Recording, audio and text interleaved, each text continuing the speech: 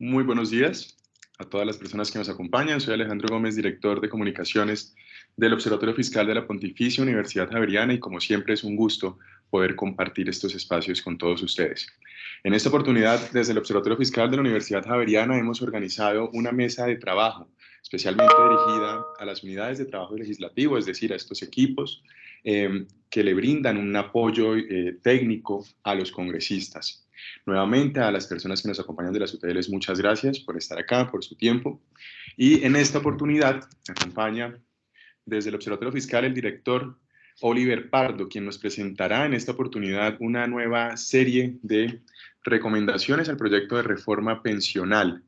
Y lo más importante es que estas nuevas recomendaciones o estas recomendaciones que hemos recogido a lo largo de este tiempo vienen en un formato distinto que queremos presentárselos a ustedes. Estas recomendaciones vienen en formato de proposición.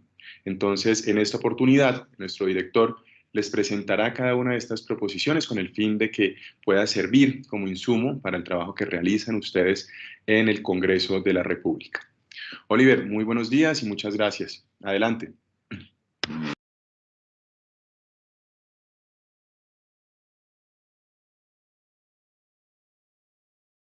Hola Alejandro, muy buenos días a todos. Gracias por estar acá y bueno, la idea de esta presentación es básicamente, eh, los productos del observatorio siempre son de naturaleza muy pública en el sentido de que son accesibles para toda la ciudadanía. Pero como mencionaba Alejandro, este es un documento en un formato distinto porque son proposiciones muy concretas basadas en las recomendaciones en una actualización de las recomendaciones que hemos venido haciendo desde, desde hace, eh, desde hace algunos desde hace algunos meses. Entonces, acá tengo la presentación, pero si no lo tienen, ustedes pueden descargar de la página web este documento. Este documento lo pueden descargar en la página web y en ella se contiene básicamente una muy sucinta resumen de lo que estamos planteando y a continuación 8 temas.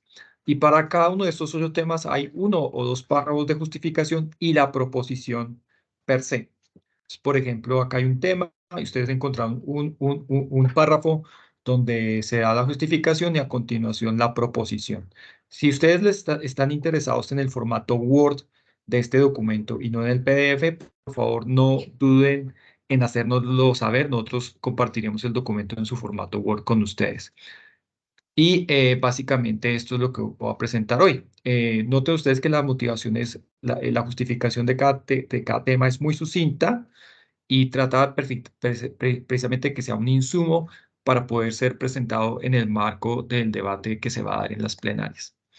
Si ustedes quieren mirar más detalles técnicos de algunas de las proposiciones que estamos presentando, los remitiríamos a otro informe. Por ejemplo, acá está este hiperlink. Ustedes pueden encontrar un informe donde hacemos mucho más extensivo la justificación de algunas de estos temas, algunas de estas proposiciones. Entonces, la invitación es que utilice este documento como insumo para el debate, pero si quieren entrar en más detalles técnicos, puedan irse al último informe del Observatorio Fiscal, donde discutimos muchos de los elementos de muchas recomendaciones que hicimos em, sobre el documento que fue ponencia para primer debate. Dicho lo anterior, ustedes sabrán que hubo algunos cambios en el transcurso del primer debate sobre el cual lo discutiremos más adelante. Y nosotros también hemos hecho cierta actualización de las propuestas que teníamos en este anterior documento. Otra cosa que ustedes pueden notar es que este documento tiene un marco de agua de borrador y esto se debe a que queremos buscarnos una retroalimentación de parte de ustedes con respecto a estos temas. Estoy seguro que muchos temas generarán algún debate, generarán más que debate, generarán como una retroalimentación que nos puede servir muchísimo para refinar muchas de estas proposiciones. Dicho todo lo anterior, la idea es que ustedes tengan esto como insumo, que puedan tener el acceso al archivo Word y puedan utilizar estas herramientas de la forma que ustedes consideren más conveniente. O bien pueden tomarlas tal cual como están, o bien pueden editarlas para cambiar cosas que no les gusten, o pueden sencillamente pensar que no es la forma correcta de abordar alguno de los problemas que hemos señalado. En fin. En otras palabras, queremos buscárselo retroalimentación, darles unas herramientas para que ustedes puedan tratar para el debate que se va a dar en plenarias. Y dicho todo lo anterior, pues los grados de libertad que los señores congresistas tengan para modificar estas cosas es obviamente eh, muy amplio. Entonces, me faltaba una cosa importante por decir y es, pues nada, son sencillamente unas herramientas para ustedes y ya depende de ustedes y el Congreso y el propio gobierno, incluso que a quien también le hemos presentado este borrador, definir cómo utilizar estas herramientas. Herramientas que por supuesto pueden ser refinadas. Lo último que quería decir antes de comenzar es que eh, ustedes notarán que, en mi opinión personal, no del observatorio, este proyecto de reforma pensional tiene muchas oportunidades de mejora. Si se logran materializar esas oportunidades de mejora, puede llegar a ser un muy buen proyecto de ley. Dicho eso, este proyecto también tiene muchísimos riesgos. Y si el Congreso de la República no aborda estos riesgos y no trata de mejorar este proyecto de ley, blindando a la reforma pensional de esos riesgos que vamos a discutir más adelante, puede que salga algo muy preocupante y muy riesgoso para el país. Es por eso que este documento también no es una lista exhaustiva de todas las modificaciones o todas las proposiciones que nos gustaría tener. Nos hemos focalizado únicamente en 8 temas. Y por cada tema hay una, dos o tres proposiciones, dado que tiene que haber cierta articulación entre varios artículos. Entonces, por cada proposición se modifica un artículo, pero por cada tema se modifica una serie de artículos precisamente para mantener cierta coherencia con estos temas. Eso es una acotación muy importante. No están todas las cosas que nosotros pensamos que deberían mejorarse de la reforma pensional, pero sí las más importantes. Y para ser honestos, incluso el orden en que se presentan estos temas tiene su razón de ser. Si ustedes miran los temas 1, 2 y 3, ustedes notarán que de manera directa o indirecta tratan sobre el fondo de ahorro del pilar contributivo. ¿Qué es el fondo de ahorro del pilar contributivo? Es ese fondo de ahorro público que va a recoger una buena parte de las cotizaciones. Y es ahí donde están nuestras mayores preocupaciones. Y yo diría que no solamente las preocupaciones del observatorio, sino de los analistas en general. Yo estoy de acuerdo con el exministro Ocampo cuando él mencionaba que realmente el umbral no era tan importante, que si se cotizaba al componente complementario de ahorro individual por encima de 3, por encima de 2, por encima de 1.5, eso es importante, pero es aún más importante qué se hace con la plata que se cotice por debajo del umbral. Y aún si por alguna razón el umbral se bajase, realmente si uno hace las cuentas y mira cuánto cambian las cotizaciones, cómo cambian los flujos cuando uno baja las cotizaciones de 3 a 2 salarios mínimos, el flujo de cotizaciones no cambia tanto. Cuando se baja de 2 a 1 sí cambian bastantes. Pero si aún si el umbral que hace en un salario mínimo, como todo el mundo cotiza al componente de prima media, entonces el flujo que va a ir a ese componente de prima media es muy alto y es muy importante. Y recordemos que el componente de prima media está compuesto por dos sistemas. El sistema de reparto, que es administrado por Colpensiones, y este sistema de ahorro público, que es el Fondo de Ahorro del Pilar Contributivo. Y realmente lo que determina los flujos en este tema, ustedes sabrán que es muy importante que busquemos ahorrar más y no menos, especialmente en el contexto de una población que está envejeciendo. Pero lo que define cuánto se ahorra no es el umbral, no es el umbral de 3 salarios mínimos. Lo que define cuánto se ahorra es la suma de lo que se ahorra en el componente complementario de ahorro individual más lo que se ahorra en el fondo de ahorro de pilar contributivo. Es esa suma lo que realmente importa para la sostenibilidad del sistema. Y por eso, más allá de que haya un umbral de 3 o 2 o un salario mínimo, tiene que haber mucho cuidado con cómo se maneja. Primero, que la plata entre, que la plata no se gaste tan rápido como entre en este fondo de ahorro y que esta plata se administre bien. Entonces, los 3 primeros puntos tocan precisamente estos temas, sobre los cuales vamos a hablar más adelante.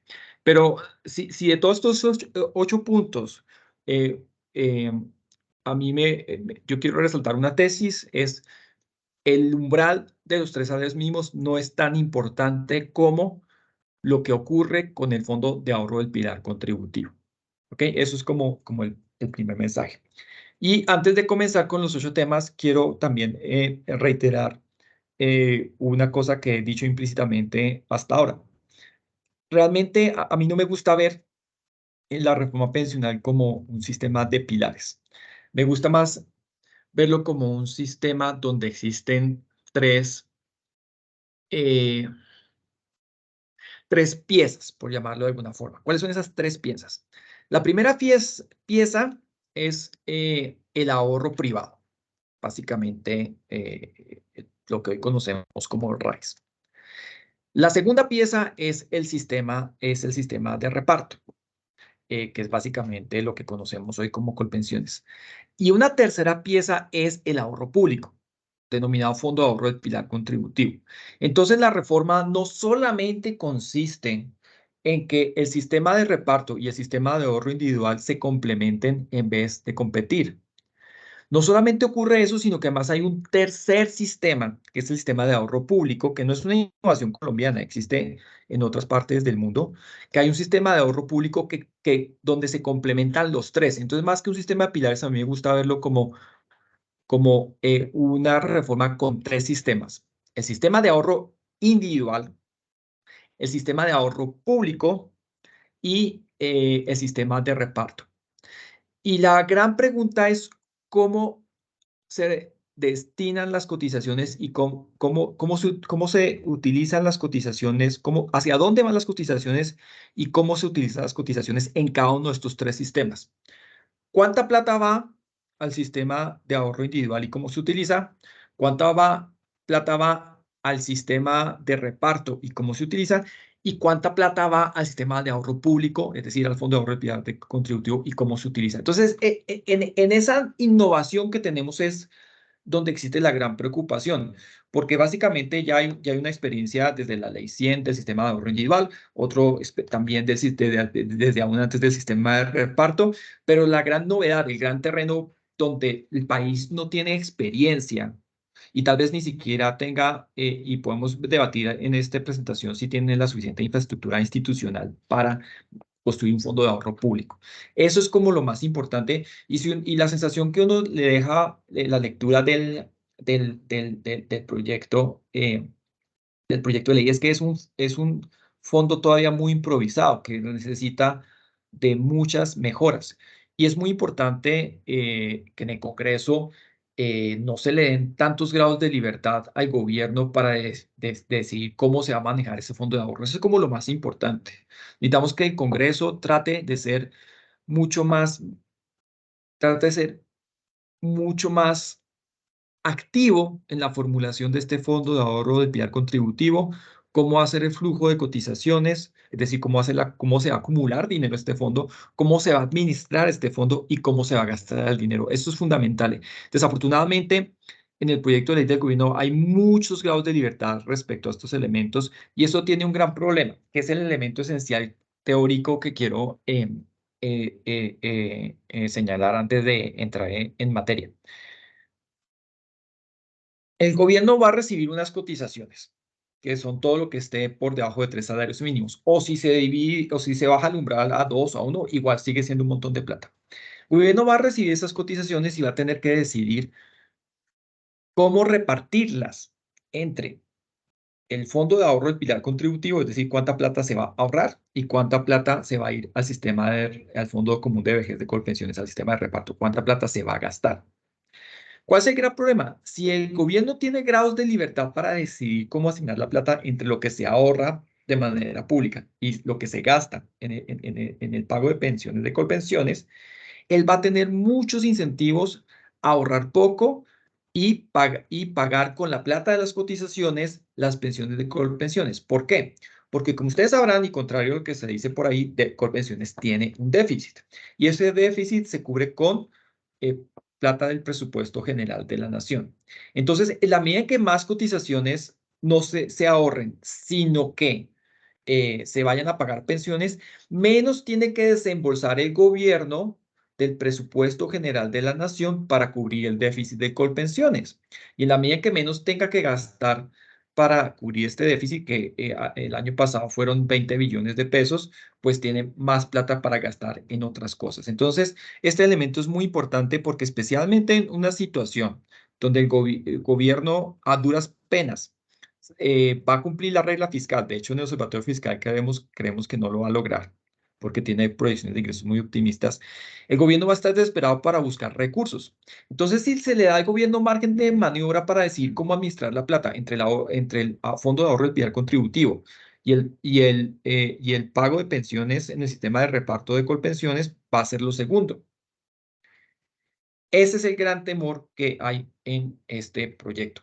Pero si en cambio se logra construir un fondo de ahorro que esté blindado de las tentaciones políticas de gasto, que sea administrado de manera muy profesional, que se convierta a lo que, por ejemplo, es el Fondo de Ahorro Público de Noruega, es una idea muy buena. Es una idea muy buena y en principio a nosotros nos gusta muchísimo, pero tiene muchos riesgos si no se implementa bien. Eso es como el mensaje principal que quería transmitirles antes de comenzar.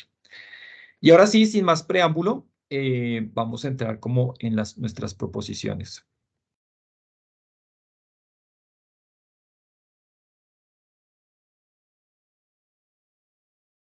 Entonces, el primer tema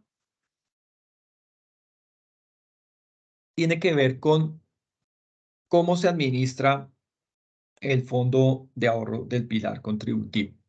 Y acá es importante dar un paso atrás para hablar de cómo se debe administrar un portafolio, un portafolio de ahorro destinado para el pago de pensiones. Y desafortunadamente, en la discusión en Colombia nos fijamos mucho sobre el retorno. ¿Cuál es el rendimiento del ahorro? Pero eso ignora un elemento muy importante que es cuál es el nivel de riesgo, qué tan riesgosas tienen que ser las inversiones. Y acá es importante señalar lo siguiente. Cuando tenemos una generación relativamente joven, vale la pena que las inversiones sean relativamente riesgosas con el fin de obtener un riesgo relativamente alto. ¿Y por qué? Porque una generación, si una generación es joven, tiene mucho tiempo para volver a acumular recursos en caso de que de que los retornos, de que haya alguna pandemia o guerra en Ucrania o crisis financiera que haga que los retornos del ahorro no sean tan altos como los esperados. En cambio, para las generaciones más viejas, las generaciones no tienen ese tiempo para recuperarse de este tipo de choques. Como no tienen ese tiempo para recuperarse de este tipo de choques, es más importante que los portafolios sean mucho más conservadores. Esto sigue siendo aún en la fase de desacumulación, aún para las personas que ya se pensionaron. Las personas que apenas se acaban de pensionarse, que tienen más de 57 o más de 62 años, requieren un perfil de inversiones distinto a las personas que, por ejemplo, ya están en sus 80, sus 90 años. Entonces, esto es muy importante que en vez de que todas estas generaciones tengan guardar la plata en un mismo portafolio, que el fondo de ahorro del pilar contributivo está desagregado en subcuentas con distintos tipos eh, con inversiones de distinto perfil de riesgo para hacer un manejo del ahorro mucho más eficiente. Esto es sumamente importante y no se ha discutido lo suficiente. Hay otra cosa muy importante. En la medida en que cada una de sus subcuentas esté,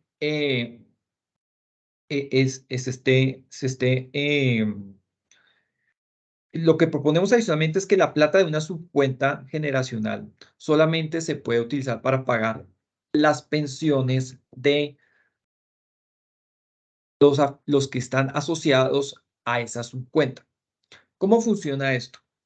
Supongamos que yo cotizo al Fondo de Ahorro del Pilar Contributivo y Alejandro, que es más joven, también cotiza al Fondo de Ahorro del Pilar Contributivo. ¿Ok? Entonces, ambos estamos cotizando. En el proyecto de gobierno, ambos metemos el dinero en la misma bolsa y esa bolsa realiza este tipo de inversiones. Con las subcuentas generacionales, Alejandro y yo invertimos en portafolios distintos. ¿Ok? Entonces, la medida en que invertimos en portafolios distintos, ¿qué se debe hacer? Como Alejandro es más joven que yo, como Alejandro y su generación es más joven que que la generación mía, entonces el portafolio de Alejandro puede tener un mayor nivel de riesgo, mientras que el portafolio de mi generación tiene que ser más conservador, dado que yo soy más viejito. ¿Ok? Eso es un primer elemento importante de las subcuentas generacionales. ¿Qué pasa cuando yo me pensione? Pues cuando yo me pensione es muy importante que la plata de donde sale la pensión mía y las pensiones de quienes se pensionan conmigo, es decir, los de mi generación, salgan de la subcuenta de mi generación. Pero lo más fundamental es que la plata no salga del dinero de la subcuenta de Alejandro y su generación. Es decir, que no se utilice el ahorro de una generación joven para financiar las pensiones de una generación vieja. Y esto es muy importante en el largo plazo, porque en el largo plazo, si hay un fondo único donde no hay esta desagregación por subcuentas generacionales, un gobierno en unos 20, 30 años, cuando comience a madurar el sistema, va a verse con la posibilidad de tener un montón de plata para pagar las pensiones de los que se comienzan a pensionar y va a tener la gran tentación de gastarse esa plata lo más rápido posible.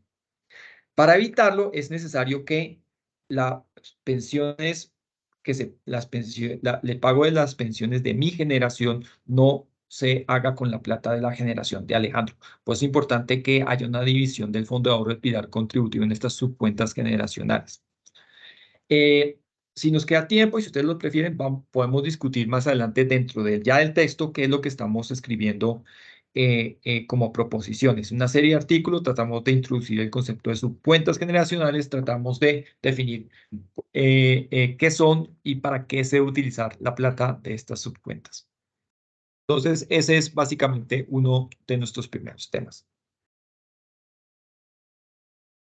El segundo tema tiene que ver con la forma como se distribuye la cotización. Porque si uno mira, por ejemplo, el artículo 24 de la reforma, William me corregirá, dice que va a comenzar ahora a hacer 1.8 puntos del PIB deben destinarse al Fondo de Ahorro del Pilar Contributivo. Eso está muy bien, pero el gran temor que tenemos es el siguiente.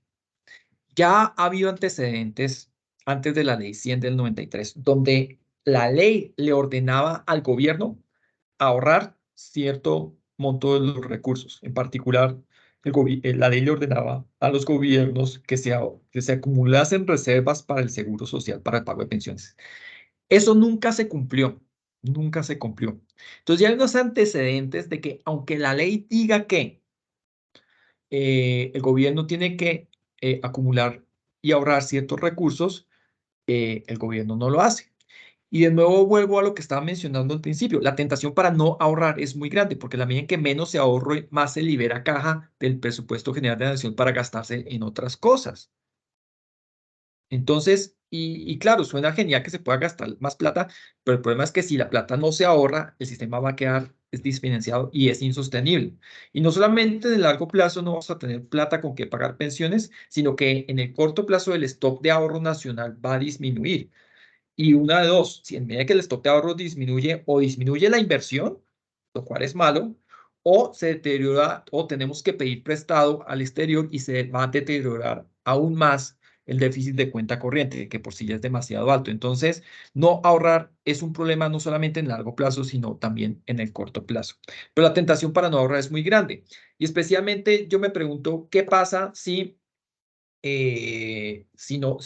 no se cumpla esa regla de que hay que ahorrar 1,8 puntos del PIB? Cuando le pregunté a un exfuncionario del gobierno, me dijo, no, pues el ministro de Hacienda se va a la cárcel. Yo me quedé pensando después que realmente eso no tiene sentido. ¿Cuál es el crimen que está cometiendo el ministro de Hacienda si no eh, ahorra lo que le dice la ley? Si ustedes, yo soy economista, pero si alguien de la audiencia sabe cuál es el crimen que se comete si el ministro de Hacienda no ahorra lo que le dice ese artículo 24, soy todo oídos. Y me gustaría, y ojalá sea así, porque quedaría mucho más tranquilo, pero bueno, es algo que podemos debatir más adelante. Entonces, ¿qué proponemos? Nosotros proponemos que en vez de construir una distribución de la cotización que dependa de agregados macroeconómicos que finalmente solamente pueden saberse a final de año donde nadie va a estar encima mirando si se está girando la plata o no, lo que proponemos es hacer una distribución mucho más explícita. Porque, de nuevo, el sistema tiene tres piezas: el ahorro individual, el ahorro público y el ahorro y el reparto de colpensiones. Entonces, lo importante es cómo se definen los flujos hacia esas tres piezas. Y nosotros tratamos de ser muy explícitos en ese sentido. ¿Y qué decimos? Bueno, por encima del umbral, la cotización va hacia eh, al componente complementario de ahorro individual y a su vez esa cotización de 16 puntos se divide más o menos básicamente muy parecido a lo que está en el proyecto del gobierno. ¿Qué pasa con las cotizaciones que se hacen por debajo del umbral? Pues nosotros decimos, de esos 16 puntos de cotizaciones, tantos puntos se van al fondo de ahorro del pilar contributivo y tantos puntos se van al fondo común de vejez de Colpensiones, es decir, al sistema de reparto. La gracia es que, y esto conecta con las subcuentas generacionales, porque lo que decimos es que lo que uno cotiza, de lo que uno cotiza por debajo del umbral, tantos puntos van a la subcuenta generacional a la que uno pertenece.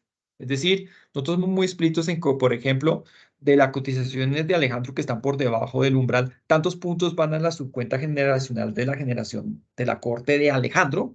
Y para mi cotización, los mismos puntos porcentuales van a la subcuenta generacional de mi cohorte. O sea, van directamente al fondo de ahorro de pilar contributivo. No van a ser administradas por Colpensiones, y Colpensiones al final de año va a tener que decidir cuánto se va al fondo de ahorro del pilar contributivo y cuánto se gasta en el sistema de reparto. Ya como mencioné anteriormente, los incentivos para que se gasten la plata son mucho más grandes. Entonces, más adelante, ¿qué hicimos para esa distribución de la cotización? Lo que hicimos fue calibrar esos porcentajes para que el flujo de ahorro sea el mismo, o lo que es equivalente para que Colpensiones reciba la misma plata que esté recibiendo hoy y no más. Es el mismo propósito que tiene el proyecto de ley del gobierno, y nosotros tratamos de hacer exactamente lo mismo. Es decir, los flujos de ahorro son muy parecidos a los que están en el proyecto del gobierno, solamente que acá se hacen mucho más explícitos y mucho más automáticos y no dependen de un cálculo macroeconómico que nadie va a estar mirando cuánta plata entró, cómo se repartió la plata del componente de prima media entre el fondo de ahorro del pilar contributivo y el fondo común de vejez de Colpensiones, que es el sistema de reparto. De nuevo, les recuerdo más adelante, si quieren, vemos la proposición con más detalle. ¿Cuál es el tercer punto? Y yo creo que esto puede ser de los más importantes. Independientemente de que se acoja o no nuestra sugerencia de las subcuentas generacionales, independientemente de que se acoja o no nuestra propuesta de ser más explícitos respecto a la distribución de la cotización por debajo del umbral, va a haber un problema, y es que es la administración del fondo. Y acá quiero resaltar que el fondo tiene 4 dimensiones. Uno es la gobernanza. Si ustedes recuerdan el proyecto que fue radicado, básicamente ese fondo queda en manos de Colpensiones. Afortunadamente, el gobierno escuchó algunas observaciones del observatorio e introdujo que la gobernanza del fondo no estuviese a cargo de Colpensiones, sino a cargo de un comité técnico independiente. Entonces, eso es un paso adelante. Pero el comité técnico independiente es un conjunto de personas que no puede estar a cargo de la administración del fondo. Son dos cosas distintas. La gobernanza del fondo es distinta a la administración. Haciendo una analogía, una cosa es la junta directiva de una empresa y otra cosa es el gerente de una empresa. Entonces está muy bien que la junta directiva del Fondo de Ahorro y Pilar Contributivo sea independiente. El problema es que el gerente, entre comillas, de este fondo de ahorro sigue siendo Colpensiones. Y como mencioné anteriormente, en manos de Colpensiones, esto va a ser, van a tener todos los incentivos a que la plata se gaste y no se ahorre. Y, y bueno, ustedes imaginarán que hay ciertas preocupaciones respecto a que Colpensiones maneje recursos públicos, pero no quiero hablar de eso para no ponernos en temas muy políticos. El punto es que en el proyecto del gobierno dice que la administración del fondo está a cargo de Colpensiones. Y acá en un principio nosotros dijimos, no, pues en la medida en que tengamos el fondo dividido en subcuentas generacionales y esas subcuentas se puedan delegar a la administración de, bien sea una fiducia pública, una fiducia privada o incluso puede ser una AFP, pues no tendremos problema. Eso después nos hicieron caer en cuenta y gracias a Juan Pablo Zárate que eso no es cierto. Aún si el fondo del ahorro del pilar contributivo se divide eh, en subcuentas generacionales, hay que administrar el fondo. Hay que sacar una licitación para ver quién se queda con el manejo del portafolio de tal subcuenta generacional. Tiene que haber alguien que esté viendo que quienes administran esas subcuentas, los fondos, el dinero en esas subcuentas generacionales, o si no hay subcuentas generacionales, en la totalidad del fondo, esté haciendo bien su tarea, se manejen bien los títulos valores, se está invirtiendo la plata donde se dice que está invirtiendo, lo que se llama due diligence. Es decir, hay un montón de trabajo de back office, de middle office, que tiene que hacer que sus controles netamente administrativas que no lo puede hacer ni el Comité Técnico Independiente, que es el organismo que regula el fondo, ni tampoco lo puede hacer quienes administren los portafolios, bien sea del ahorro, del pilar contributivo o de cada una de sus cuentas generacionales. Hay alguien que tiene, sí o sí tiene que haber alguien que administre ese ahorro. Esa administración de este fondo no puede estar en manos de Colpensiones. No me puedo cansar de reiterar, porque es como lo más importante, el riesgo más grande. La administración del Fondo de Ahorro del Pilar Contributivo no puede quedar en manos de Colpensiones. Y eso desafortunadamente nos lleva a un menú de opciones sobre las cuales todas hay algunas objeciones, pero ciertamente las tres opciones me parecen menos malas que la administración de este fondo por parte de Colpensiones. Es que las incentivos para Colpensiones para gastarse la plata en vez de invertirla en el fondo de ahorro son enormes. Es un conflicto de intereses absurdo. Colpensiones le interesa es que aumente su flujo de recursos para pagar pensiones. No le interesa ahorrar. En la medida que Colpensiones es alguien que responde a el gobierno, alguien nombrado por el gobierno, los incentivos van a ser muy los incentivos van a ser muy perversos. Esto no, mientras que Colpensiones funcione como funciona, Colpensiones no puede administrar el Fondo de Ahorro y Contributivo. ¿Qué opciones pensamos? Que creamos, bueno, crear terceros una nueva entidad administrativa para este fondo de ahorro, lo cual puede ser muy complicado porque requiere una asignación presupuestal. Pensamos también en que lo administre el Ministerio de Hacienda, quien tiene más experiencia en el manejo de portafolios que Colpensiones, pero tiene los mismos incentivos perversos que Colpensiones, que es gastarse la plata o no y no ahorrarla. Y la tercera opción que consideramos es que lo administre el Banco de la República. Sabemos que esa no es la función del banco. Sabemos que al banco no le gusta esta idea, pero nos parece dentro del Disculpe, menú de opciones la mejor. ¿cuál es Y la esto es primera opción? importante decir que esto no es una innovación colombiana. El caso de Noruega, que es el ejemplo que todo el mundo admira, que es ese fondo de ahorro público de Noruega, es efectivamente administrado por el Banco Central de Noruega. Lo que hizo el Banco Central de Noruega es crear una institución adscrita al Banco Central, que le delega la administración de este fondo. Claramente el Banco Central sigue con sus funciones y sus objetivos de política monetaria, pero también tiene una entidad adscrita al Banco Central que administra el fondo. Ese es el ejemplo que estamos siguiendo y lo que estamos proponiendo. Entonces, lo único que estamos cambiando en la proposición es donde se dice, en el artículo dice que este fondo lo administra Colpensiones, decimos, este fondo lo administra el Banco de la República y el gobierno regulará las cosas de tal forma que esto no interfiera con el manejo de la política monetaria. Pero si me pregunto en este momento cuál de las cosas que he mencionado es la más importante, tal vez sea esta, porque si la administración del fondo ya está en manos del Banco de la República, el Banco de la República, a diferencia del Ministerio de Hacienda o cualquier otro órgano ejecutivo, sí va a tener mucho interés en que la plata se ahorre y no se gaste. Y si no se está ahorrando 1.8, si no le están girando los 1.8 puntos del PIB que supuestamente tienen que girarse al Fondo de Ahorro del Pilar Contributivo, el Banco de la República sí va a alzar la voz y a decir, hey, no se está girando la plata, ojo. En cambio, si queda esto en manos de Colpensiones, pues Colpensiones va a sonar la alerta si no está ahorrando la plata. Claro que no. Claro que no va a sonar no sonar la voz de alerta. Entonces, suena muy trivial, muy técnico que la administración esté en manos del Banco de la República y no en manos de Colpensiones, pero a mí personalmente me parece de lo más importante.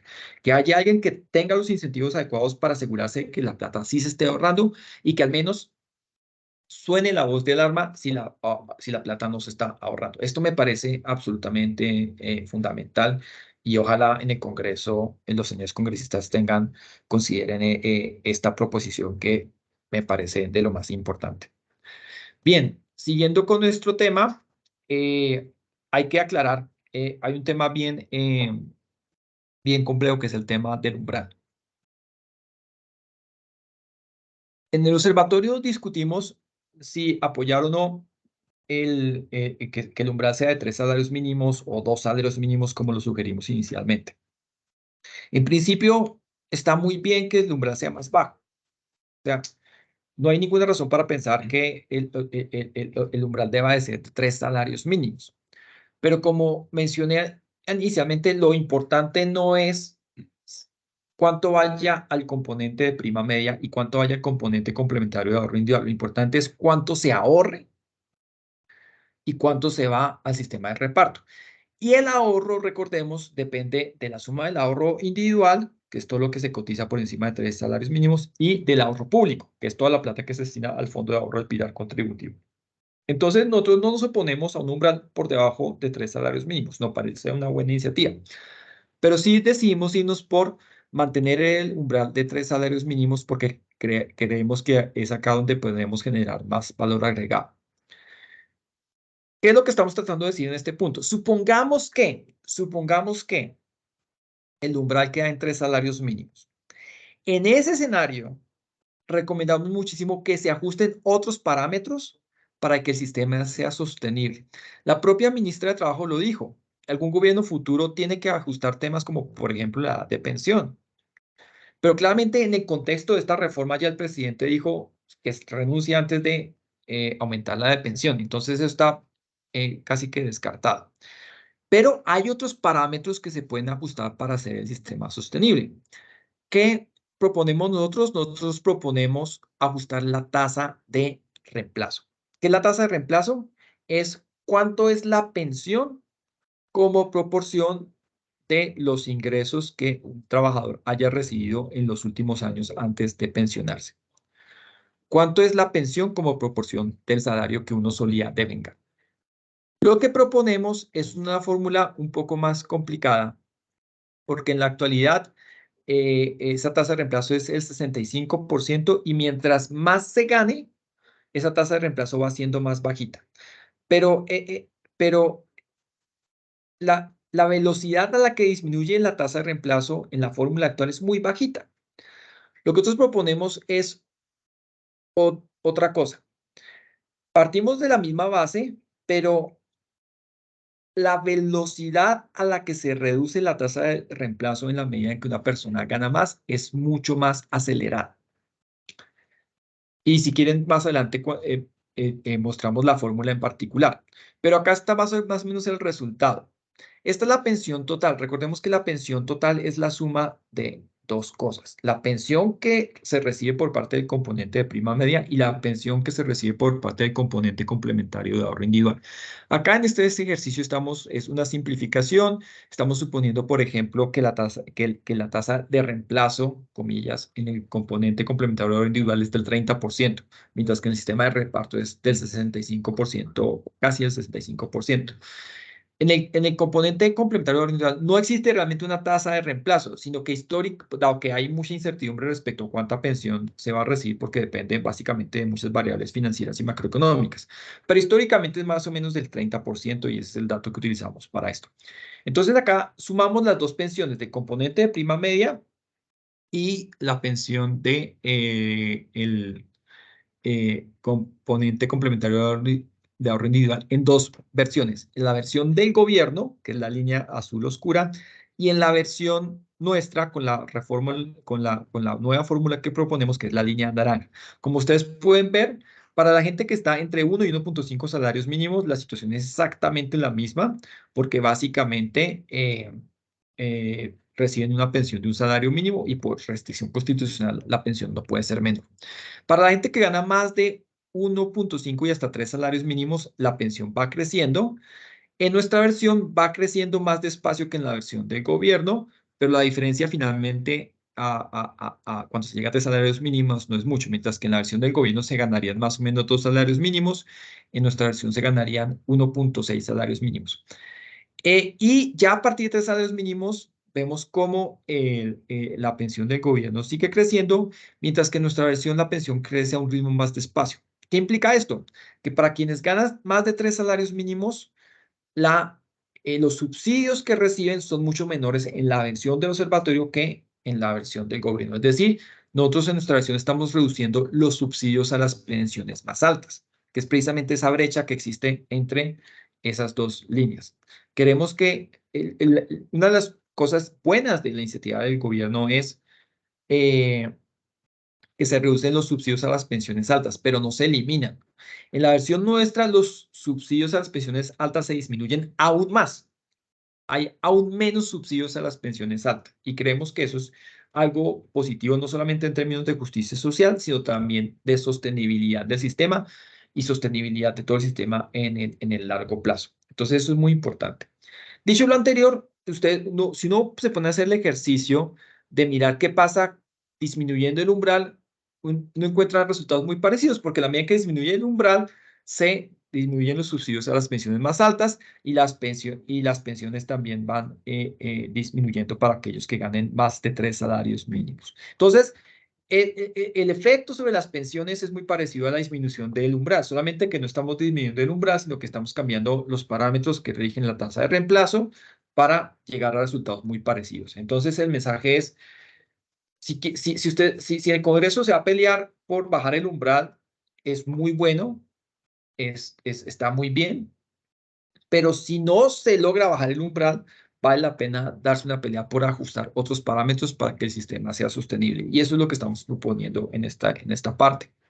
Si quieren, más adelante, si quieren, cuando entremos en detalles, podemos mirar la fórmula particular. Tenemos una pregunta. No sé si quieras que... Ok.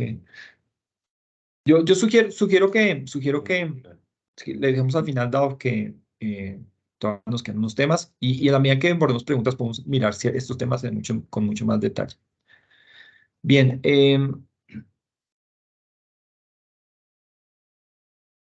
hay otra cosa que no hemos tenido espacio para discutir, y es el componente complementario de ahorro individual. Ciertamente es mucho más pequeño, pero va a funcionar muy parecido a cómo funciona el RAIS. Y el RAIS funciona muy mal, muy mal. Y en parte por los incentivos que se le dan a la AFP y la forma como se regula el régimen de inversiones de las AFP. Ya que quiero volver a un punto que mencioné al inicio, y es que en la administración de portafolios de ahorro de pensiones, no solamente es importante mirar el retorno, el rendimiento del ahorro, sino también el riesgo. Y el hecho de que tengamos una normatividad donde se le exige a cada uno de esos, cada uno de esos cuatro fondos, el de retiro programado, el fondo moderado, el fondo más riesgoso y el fondo más conservador, unas tasas de retorno mínimas es muy problemático. Es muy problemático en parte por la fórmula como está estructurado el sistema, que básicamente el mercado es dominado por dos AFPs. Y claramente estas dos AFPs no van a tener ningún problema en satisfacer el requisito de rentabilidad mínima, porque la rentabilidad mínima es un promedio de la rentabilidad del RAIS, y el RAIS son ellas dos. Entonces esto no sirve para nada. En cambio, ¿por qué cada vez hemos tenido menos AFPs? Pues porque esto se está volviendo un duopolio donde las AFPs que ya están que están trabajando están blindadas de la competencia. Y una de las razones por las cuales están blindadas las competencias es que como son tan grandes, pues la rentabilidad mínima la fijan ellos. La rentabilidad mínima es la rentabilidad que obtengan los portafolios que ellos manejan. Entonces, ¿qué hace una AFP nueva? ¿Qué es lo que tendría que hacer? Replicar lo mismo que están haciendo las AFPs viejas. Los incentivos para hacer, y los incentivos que tienen las AFPs son absolutamente perversos. Además, se les exige unos requisitos, unas reservas, se les requiere acumular unos requisitos de solvencia y de capital que lo que hacen es generar más barreras de entrada. Lo que proponemos acá es que se reduzcan esas barreras de entrada. El requisito de rentabilidad mínima está fracasando y es importante eliminarlo. No sirve para nada. Lo único que hace es blindar a las AFPs dominantes de la competencia. Y no nos están ayudando a obtener mejores rendimientos, dado que la rentabilidad mínima es el promedio de las dos AFPs que dominan el mercado. Esto es muy importante y sé que suena contraintuitivo y difícil de vender políticamente de que se elimine el requisito de rentabilidad mínima. Suena que se le está haciendo un favor a las AFP, pero es que la rentabilidad mínima no está haciéndole, lo está protegiendo de la competencia de las AFP. Entonces, no solamente es importante, por ejemplo, que una cosa buena que tiene el proyecto de gobierno es que se le permita que entidades sin ánimos de lucro participen de la administración de los recursos del componente complementario de ahorro individual, sino que también es importante que hayan incentivos para que nuevos actores participen. Y mientras que exista esta rentabilidad mínima, nadie más va a participar. Vamos a ir con las mismas cuatro AFPs, sino menos. Entonces es muy importante eliminar el requisito de rentabilidad mínima y reducir los requisitos de solvencia, porque finalmente si ciertamente se requieren unos requisitos de capital, pues los requisitos de capital es solamente para cubrir riesgos operativos, no para cubrir riesgos que enfrente el ahorro pensional, porque los dueños del ahorro pensional no son las AFPs, son los cotizantes. Entonces no tiene sentido que un riesgo que están asumiendo se le exija capital a las AFP para cubrir un riesgo que no es un riesgo de las AFP, sino que es un riesgo de los cotizantes. Entonces, esto es un elemento también muy importante. Bien, finalmente el tema del pilar semicontributivo es muy sencillo. Ustedes han visto que las proyecciones de cuánto sería la renta vitalicia en el pilar semicontributivo son muy bajas. Insistimos en que ofrezca un rendimiento de 4% real anual. Por supuesto, esto es oneroso fiscalmente y para eso también es importante devolvernos a nuestra propuesta 4. O bien el umbral tiene que ser más bajo, o tiene que aumentar la edad de pensión, o tiene que cambiarse la tasa de reemplazo, o tiene que cambiar algo en el sistema para que sea sostenible en el largo plazo. Y si pedimos un retorno del 4% y no del 3% sobre las contribuciones del pilar semicontributivo, pues de alguna parte hay que sacar la plata. En nuestro ejemplo, estamos sacando la plata de un menor subsidio a las pensiones más altas. Entonces, de alguna forma, todo esto tiene que estar conectado.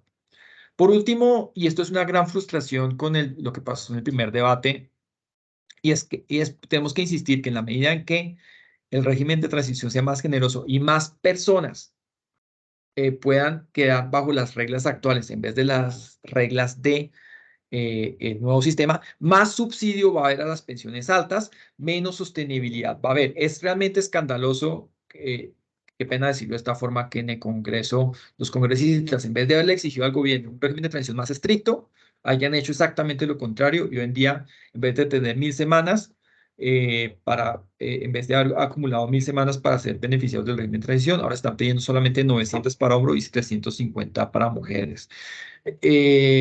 Nuestro observatorio fiscal insistimos en que deben ser 1000 semanas y que no solamente deben ser 1000 semanas, sino que tiene que haber un requisito de edad, que tiene que estarse a menos de 10 años de la edad de pensión.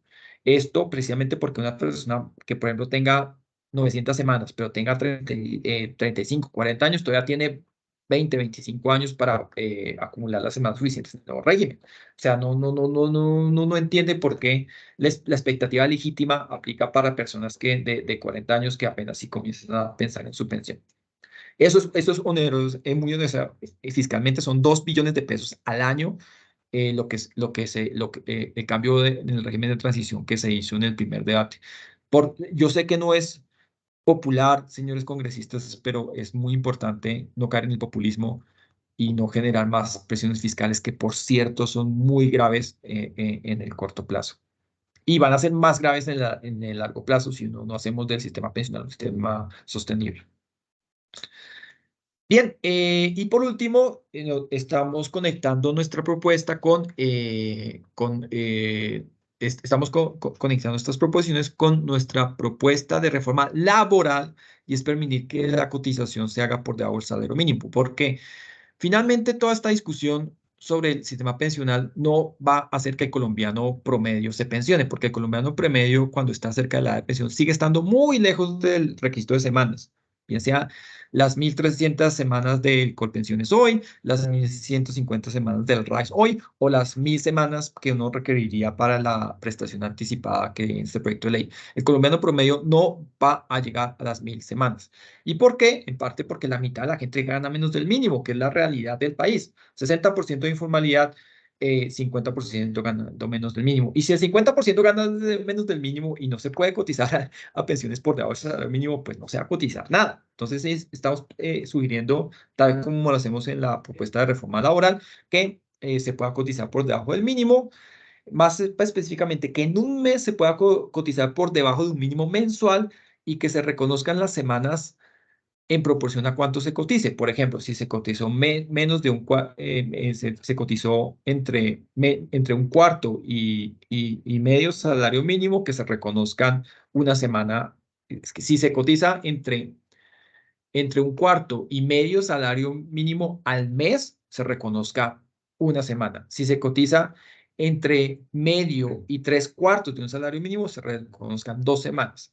Y si se cotizan casi un salario mínimo, pues que se reconozcan 3 semanas. Y eso es básicamente, a grandes rasgos, nuestras proposiciones. Como les dije, esto es solamente la presentación. Acá tenemos, en cambio, el documento donde tenemos las justificaciones que yo acabo de presentar y las proposiciones per se. Si les interesa, las leemos, miramos los detalles. Y bueno, esa es básicamente la invitación a que consulten este documento que está en nuestra página web. Y si están interesados, a través de Alejandro, a través mío, lo compartimos en su formato de Word. Muchas gracias y bueno, estoy atento a sus preguntas, observaciones.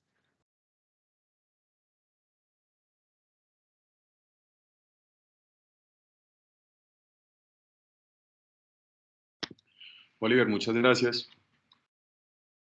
Ahora quiero invitar a las personas que nos acompañen a que nos compartan sus comentarios o sus preguntas. Inicialmente teníamos una pregunta de Juan Sebastián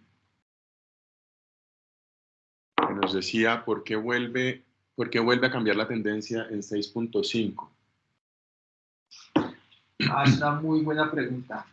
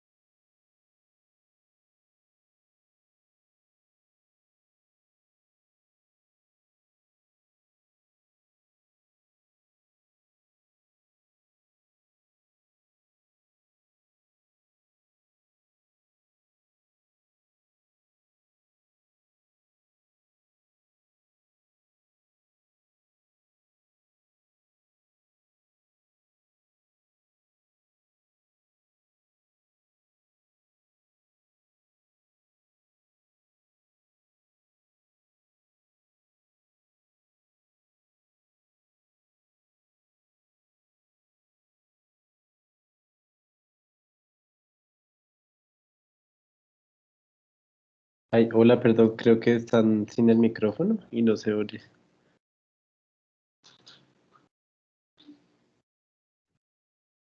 Qué pena, Muchas me di gracias. cuenta. Gracias. Qué pena, gracias por la aclaración. Entonces, estaba tratando de explicar esta fórmula, que es la que esta es la fórmula que estamos proponiendo. Estamos definiendo la pensión del componente de prima media.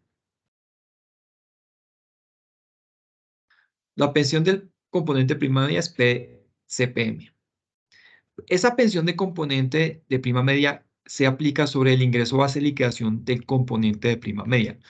¿Qué es el ingreso base de liquidación del componente de prima media? Es el mismo ingreso base de liquidación acotado a que no sea mayor a 3 salarios mínimos. Es decir, este ingreso base de liquidación del componente de prima media es por mucho 3 salarios mínimos. No es mayor a 3 salarios mínimos. Y sobre eso sobre ese ingreso se calcula la pensión del componente de prima media. La tasa de reemplazo multiplicado por el ingreso base de liquidación del componente de prima media. Esto es básicamente lo mismo. Esta primera renglón es básicamente lo mismo que está en el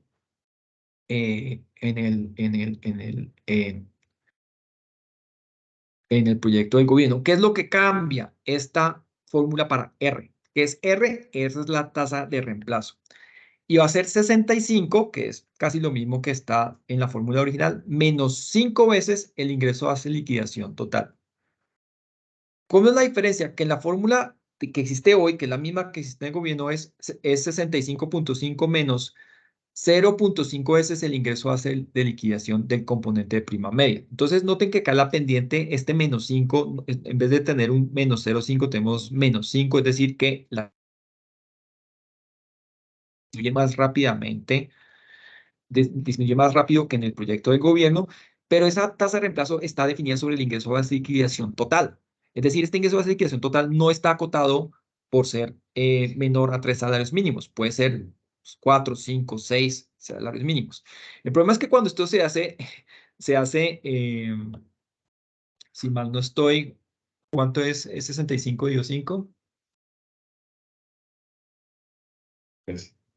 Cuando esto se hace 13, cuando el ingreso base de liquidación total se hace 13, esto se hace 0. Y si uno aplica eso, entonces diría que entonces la pensión del componente de prima media se hace 0 para 3 salarios mínimos. Es más, cuando el ingreso base de liquidación está cercano a 6, este R se hace cercano, es muy bajito y la pensión es apenas de un salario mínimo. Entonces, lo que pasaría si uno interpreta esta fórmula tal cual como está acá, es que la pensión del componente de prima media, ¿qué pasaría? Eh, eh, aumenta, llega hasta 3 salarios mínimos y hasta 3 salarios mínimos comienza a disminuir.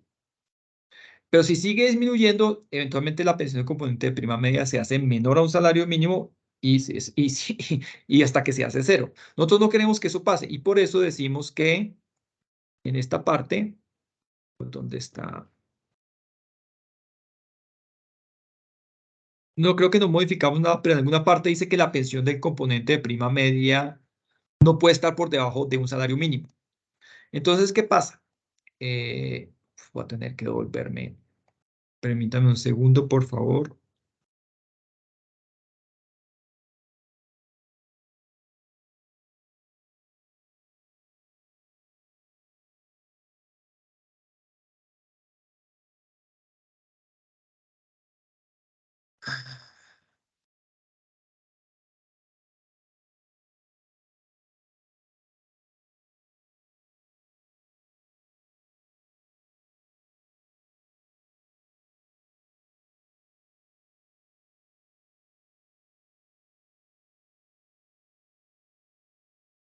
Este es el documento técnico original.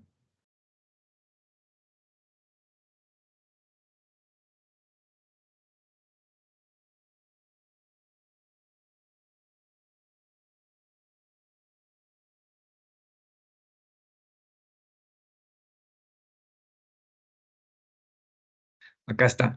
Esta es lo que pasa con la pensión del componente de prima media. Esta no es la pensión total, porque a la pensión del componente de prima media hay que sumarle la pensión del componente complementario de ahorro individual. Esta gráfica representa solamente la pensión del componente de prima media. En la versión del gobierno es de un salario mínimo, aumenta casi que hasta 2 salarios mínimos y ahí se queda para todo el mundo. No importa qué tan alto sea el ingreso base de liquidación. En nuestra versión aumenta hasta 3 salarios mínimos, pero a partir de 3 salarios mínimos comienza a disminuir y como está la restricción de que la pensión del componente de prima media no puede ser menor a un salario mínimo, acá en este punto se aplana. ¿Dónde se aplana? Casi en 6 salarios mínimos. Es por eso, respondiendo a la pregunta de Juan Sebastián, es por eso que hay este cambio de tendencia justo alrededor de 6.5 salarios mínimos, porque ahí es cuando la pensión del componente de prima media toca ese piso de un salario mínimo y vuelve a crecer más rápido. Es por eso que tiene como esos cambios de tendencia. Primero, es planito porque la pensión no puede ser debajo de un salario mínimo, luego aumenta rápido hasta 3 salarios mínimos. Esta es la gráfica de la pensión total. Y la pusimos porque alguien puede confundirse con la otra gráfica en el sentido que la pensión disminuye. No, la pensión total nunca disminuye, siempre aumenta. Lo que pasa es que a partir de 3 salarios mínimos aumenta más despacio a raíz de que la pensión del componente de prima media comienza a disminuir. Y justo casi 6.5 salarios mínimos vuelve a aumentar más rápido porque la pensión del componente de prima media deja de disminuir y llega a ser de un salario mínimo. Es decir, todos los que tengan más de 6.5 salarios mínimos reciben de parte del componente de prima media un salario mínimo, que es lo que teníamos en la otra gráfica. De hecho, todavía no sé si meter ambas gráficas o solo una.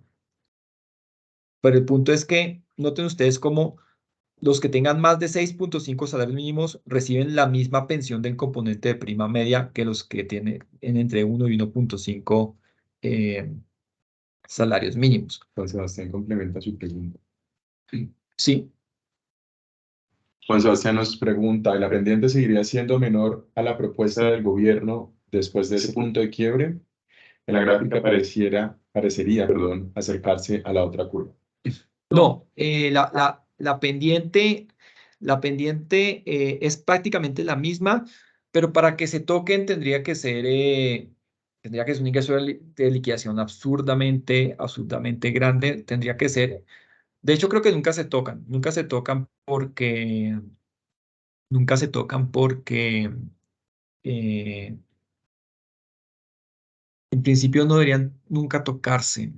No creo que nunca se tocan. De pronto es toda la ilusión de que sí se tocan. Pero si se llegasen a tocar, eso es muy... En el límite, qué pena sonar tan matemático, en el límite se tocaría en el sentido de que para alguien que tenga un ingreso de liquidación absurdamente grande, pues el peso relativo del componente de prima media es irrelevante. Y acá la diferencia entre la fórmula del gobierno y la fórmula nuestra es en la pensión del componente de prima media, no en la pensión que se rinde del componente complementario de ahorro individual. En otras palabras, para la gente que tenga pero muchísimo dinero, lo único que importa es la pensión del componente complementario de ahorro individual. Pero en ese caso, la brecha puede ser muy chiquita, pero debe seguir existiendo. Pero no se toca. Gracias, Oliver. Y gracias a Juan Sebastián. Pregunta, tenemos también un comentario de Cheryl Pinzón acerca de la tasa de reemplazo. Podríamos ampliar quizá un poco más acerca de este tema. Gracias, Cheryl, por tu pregunta.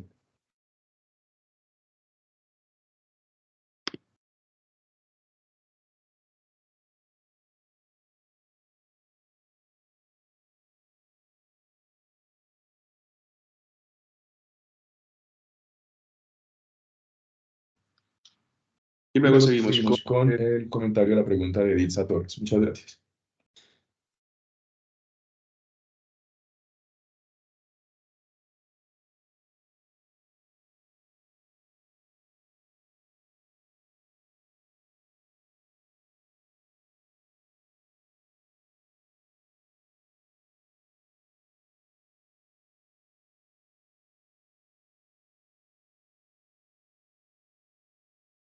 Gracias, Alejandro.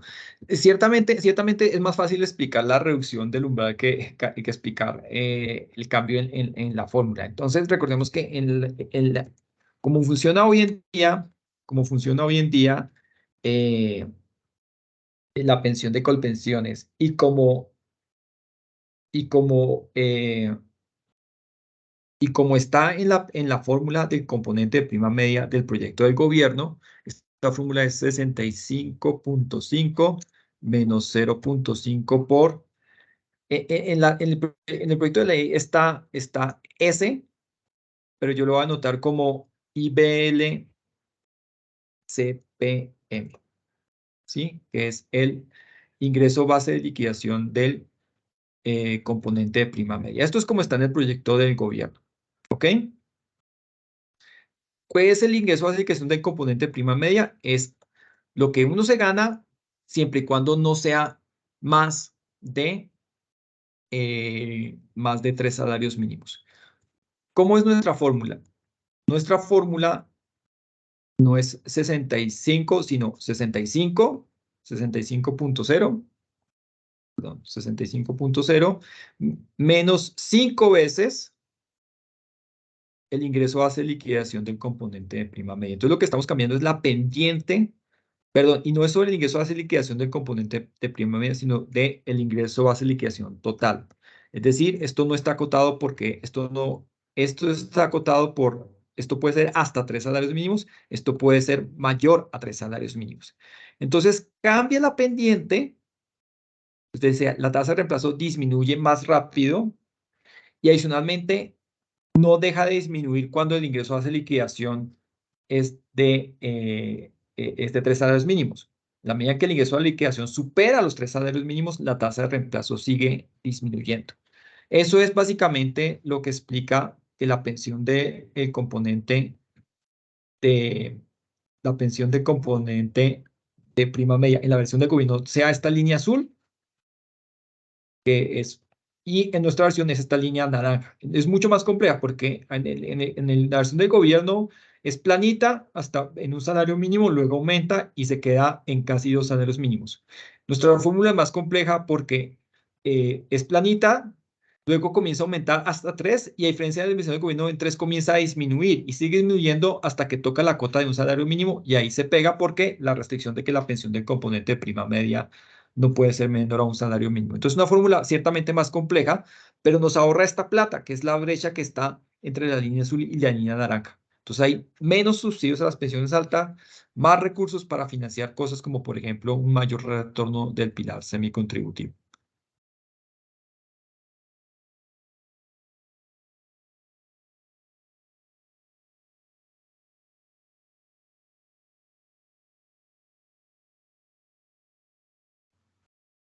Oliver, muchas gracias. A Cheryl, muchas gracias por su comentario. Tenemos una pregunta también de Edilza Torres. Edilza, si quieres, puedes activar tu micrófono. Con mucho gusto, adelante. Gracias. Buenos días, Alejandro. Buenos días, Oliver.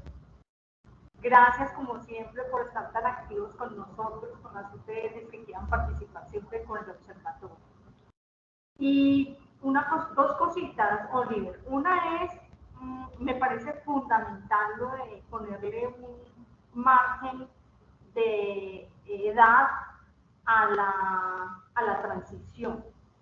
Pero yo creo, Oliver, con todo respeto, que vos que eres el financiero y tu equipo, hacer como una especie de tabla, no colocarlo como la reforma anterior que fueron los 10 últimos años, sino como hacer una tabla porque hay personas inclusive que tienen más de las 750 semanas, no creo que la cambien por a la de las mujeres, por la última sentencia de la Corte Constitucional, y además eso fue como, digamos, un requisito que está pidiendo la Corte, que se hagan las pensiones, de colocar esa diferencialidad en la cotización de las mujeres para tener pensión.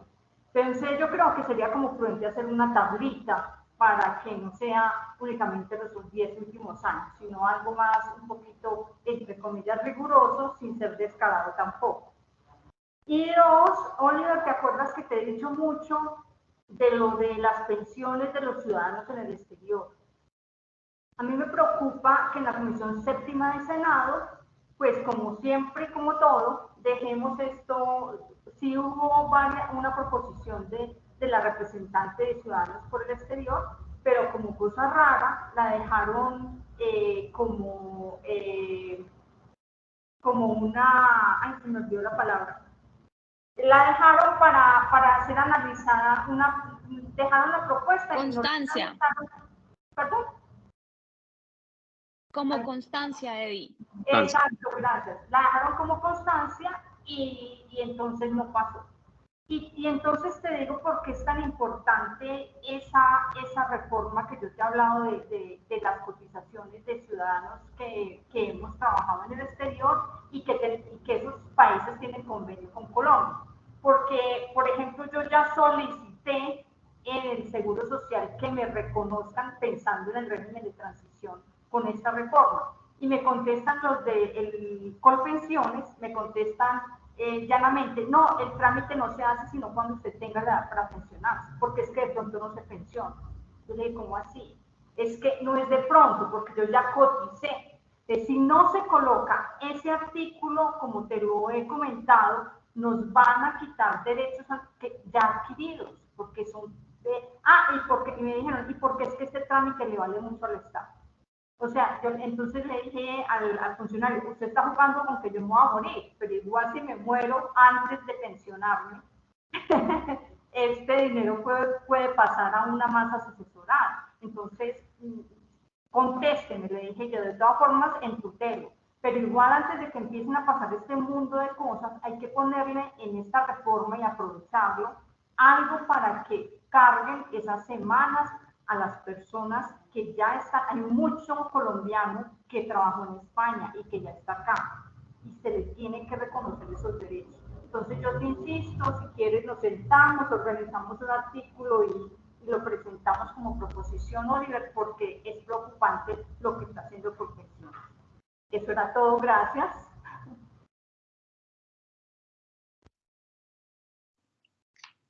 Edilza, muchas gracias. Gracias, Edilza. No, honestamente, todo el tema de pensiones para colombianos residentes en el exterior estaba por fuera de nuestro radar, entonces estamos súper contentos de discutirlo contigo y con los demás UTLs y congresistas que estén interesados.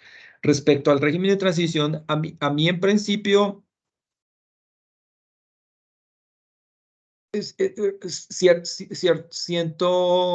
tengo sentimientos antiguos respecto a esta tabla, porque por un lado sí me parece más eficiente que la regla de transición sea algo que sea función de la edad y de las semanas cotizadas, es decir, que si uno tiene mucha edad y pocas semanas pueda estar en el régimen de transición, o que si es relativamente joven, pero muchísimas semanas también puede estar en el régimen de transición. Son cosas... De hecho, yo sigo pensando que aún gente que tiene muchas semanas, pero está relativamente joven, no debería estar en el régimen de transición, honestamente. Claro, hay un montón de personas que les afana mucho que no caigan en el régimen de transición. O sea, para mí sería chéverísimo estar en el régimen de transición. Si eventualmente me paso a Colpensiones y tengo una pensión del 65% de mi salario, sería para mí buenísimo. Pero no es justo para la sociedad que una persona relativamente joven como yo, que todavía tiene muchos años de vida por delante para poder ahorrar más, tener que estar subsidiado durante mi vejez, dado que hasta mis 44 he estado he cotizado más de 900 semanas. Me parece muy injusto que alguien como Oliver Pardo, que es un...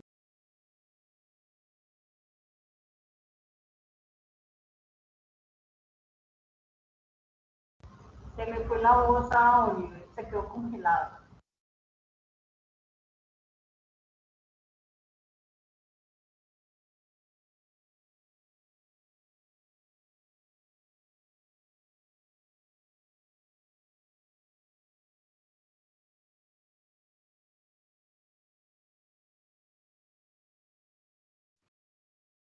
No dices que ya. Hola.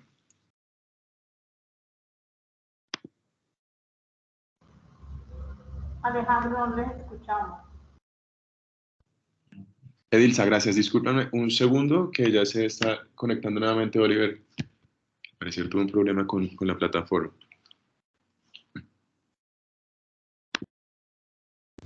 Igual podemos hacerlo acá si quieres. No, está bien. Ya, pues. Algo pasó. Iba a decir lo siguiente. Hay un problema que no se ha discutido mucho y es que la tasa de reemplazo, esto no está en las fórmulas que yo presenté. Esta tasa de reemplazo también cambia en la medida en que uno cotice más de 1.300 semanas. Entonces, si uno cotiza más de lo necesario para obtener las pensiones para pensionarse, la tasa de reemplazo puede llegar a ser hasta el 80%. ¿Qué barbaridad es esa? Imagínense que yo, Oliver Pardo, no solamente tenga al día mis 44, las 900 semanas, sino que cotice en Colpensiones lo que me queda a mí de aquí hasta los 62 y termine yo, no sé, una mega pensión de 20 millones de pesos, 15 millones de pesos. Pues para mí es chéverísimo, pero para el Estado es muy injusto. No es justo que Oliver Pardo, aún siendo joven y aún teniendo más de 200 semanas, esté en el régimen de transición. Qué pena, pero es una vagabundería. Porque, ¿por qué me van a dar subsidios a mí? A pesar de haber cotizado por muchas semanas, soy joven, tengo más de 20 años de vida laboral para bueno, sufrir el golpe de no tener mi pensión, mi pensión en Colpensiones, pero sí tengo la suficiente capacidad de ahorro para poder de manera voluntaria ahorrar más y obtener una pensión. Entonces, yo sí creo soy muy importante. O sea, entiendo la razón por la cual hay que tener como un balance entre semanas y edad, pero sí creo que el tema de la edad es muy importante. O sea, puedes tener 25 años y 2.000 semanas cotizadas. No es justo que estés en el régimen de transición. Es un montón de subsidios. Es como, honestamente, mi percepción respecto a este tema. Adicionalmente, una regla o una tabla puede ser más sencilla y en estos temas legislativos, pues la sencillez también tiene su valor agregado. Es como, en mi punto de vista, respecto a estos temas de ISA. Yo sé que mucha gente se siente frustrada por tener 40, tengo colegas de mi edad que tienen 40 años y se van a pensionar con Colpensiones. No, un profesor puede trabajar fácilmente hasta sus 70 años. ¿Cuál es la expectativa legítima de personas de mi edad? No, no me parece justo. Y eso que no soy tan joven. Oliver, no, yo estoy de Listo. acuerdo contigo. Por cierto, sobre la sentencia de la Corte Constitucional, nosotros ¿Cuál es el que está haciendo Edilza una pregunta? perdón. Un segundo. Edilza, cuenta.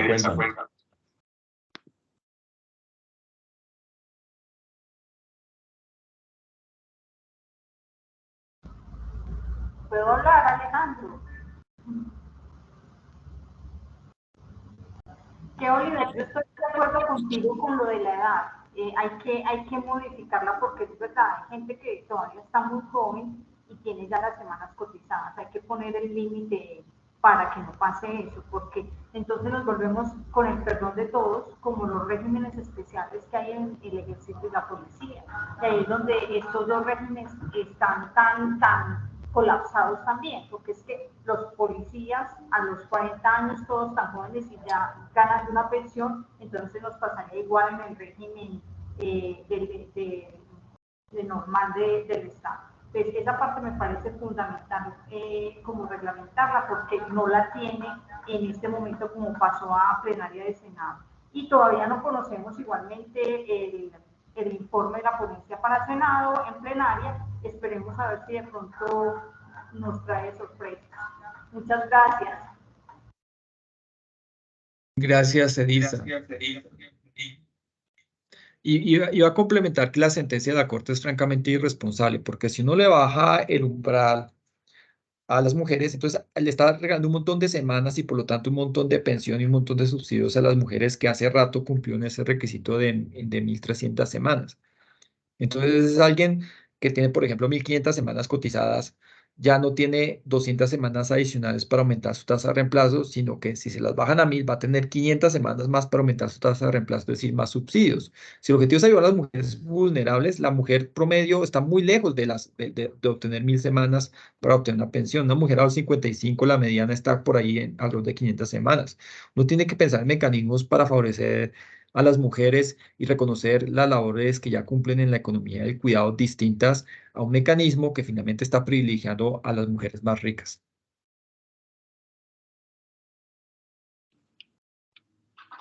Oliver, muchas gracias. Adilsa, muchas gracias por sus comentarios. Tenemos una pregunta también de Cheryl Pinzón. Cheryl, adelante.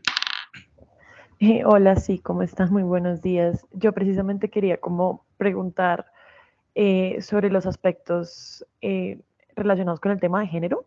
Digamos, bueno, si la sentencia de la Corte Constitucional, pues que ha recibido como varias críticas, como que otro tipo de mecanismos, o no sé, digamos, los bonos pensionales que propone el gobierno frente al trabajo de cuidado, en términos de lograr la pensión para las mujeres vulnerables y quienes se dedican más como a este tipo de trabajos, y la otra sería como frente a personas, cotizaciones para las personas como trans y personas no binarias, que creo que yo vi que en la primera ponencia se eliminó esa parte. No sé, digamos, desde el Observatorio Fiscal, cómo han contemplado estos temas, digamos, en términos de cotizaciones, afiliaciones, impacto fiscal incluso. Eh, ya, pues, digamos, frente a, pues, a la población diversa, ¿no? Que no necesariamente es como hombres, mujeres, sino como personas no binarias, trans y demás. Eh, y pues quisiera como volver a retomar un poco lo de la tasa de reemplazo, Oliver. Yo no soy economista, entonces quiero saber si en español cristiano entendí y es como un poco, mientras más alta la pensión es darle menos subsidios, ¿sí? Pero eso implicaría que tú recibirías menos dinero. Eso no implicaría un problema en términos de que, pues, si yo vengo con cierta calidad de vida o, digamos, ciertos estándares donde yo me financio ciertas cosas porque pues esos son mis ingresos, se vean como afectados al momento de recibir la pensión. Eso pues yo se lo había escuchado, digamos, a algunos abogados y pues me parece como válido también plantearlo. Como hasta qué punto puedo dejar yo de recibir ciertos subsidios porque se pierde también como el entorno digno donde yo vivía, y yo entiendo que obviamente 10 millones de pesos es el 1% más rico del país, pero pues igual creo que a eso nos enfrentamos, ¿no? Sí. Déjame comenzar por lo segundo, porque es una parte, es una pelea un poco filosófica que yo he tenido incluso con personas expertas en este tema de pensiones. La labor del Estado no tiene por qué ser garantizarle a las personas el mismo estilo de vida que tenían cuando estaban trabajando. Esa no debería ser la labor del Estado. Una idea que está engranada en la mayoría de mente de los hacedores de política pública y es absolutamente desastrosa. La verdadera función del Estado debería ser garantizar unos estándares mínimos de supervivencia. Por mí, si no es factible ni política ni económicamente hacerlo, pero si comenzáramos de cero, lo que debería hacer el Estado es, mire, usted va a tener un monto de pensión garantizada, un monto en pesos, de tú, por ejemplo, 500.000 pesos, ajustados por inflación. Usted quiere una pensión más, ahorre por su cuenta. No es problema del Estado arreglarle la vida durante su vejez, es su responsabilidad. Si usted no ahorró, pues se queda con 500.000 pesos, que es suficiente para que usted no tenga una pensión por debajo de la línea de pobreza. ¿Quiere mantener su estilo de vida? Ahorre. ¿Cómo es posible que el Estado le haga planeación financiera a la gente? Es que esto es un sistema completamente absurdo. Es más, esto no lo propone un observatorio y muchos miembros del observatorio lo objetan, pero por mí ni siquiera debe haber un pilar de ahorro, un componente, un pilar de ahorro obligatorio. Debería haber el pilar contributivo debería tener un componente de prima media donde se le obliga a la gente a cotizar hasta 3 salarios mínimos y a partir de ahí que la gente verá qué hace con su plata y con su vida, que por cierto es mucho mejor que lo que dársela al gobierno o dársela a unas AFPs que se comen buena parte de la plata, o a un gobierno que finalmente lo que hace es terminar subsidiando. Mira, si tú te ganas 100 millones de pesos de salario y estás acostumbrado a tener ese estilo de vida, yo no tengo por qué subsidiarte millones de pesos al mes para garantizarte tu estilo de vida. Eso no es problema del Estado.